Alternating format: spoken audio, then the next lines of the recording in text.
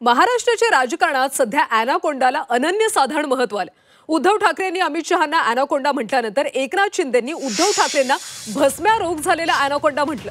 मुंबई महापालिका त्यांनी गिळली, त्याचं पोट कधीच भरत नाही असा आरोप देखील केला।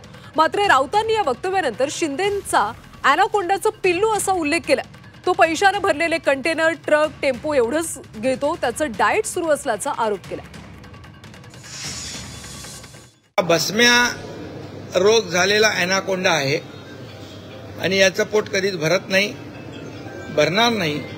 पण मुंबईकरांना हे कळलेलं आहे की मुंबई लुटण्याचं काम, गिळण्याचं काम, तिजोरी साफ करण्याचं काम ज्या लोकांनी केलेलं आहे, अगदी कोविडमधली खिचडी चोरण्याचं काम, डेड बॉडी बॅगमध्ये पैसे खाण्याचं काम, डांबरामध्ये पैसे खाण्याचं काम, मिठीच्या गाळामध्ये पैसे खाण्याचं काम ज्यांनी केलं त्यांना या निवडणुकीमध्ये मुंबईकर माफ करणार नाहीत, ही भीती त्यांना दिसू लागली आहे, पराभव त्यांना दिसू लागलेला आहे।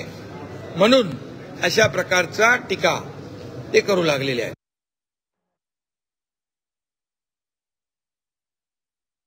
कोण आहेत ते एकनाथ शिंदे? मला जरा समजून सांगा। एकनाथ शिंदे हे अॅनाकोंडाचं पिल्लू आहे।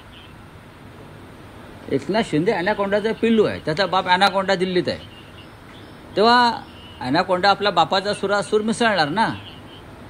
या अॅनाकोंडाने काय काय गिळलं आहे आता सामना वाचला तर कळेल। हा अॅनाकोंडा फक्त पैशाने भरले कंटेनर गिळतो बरं।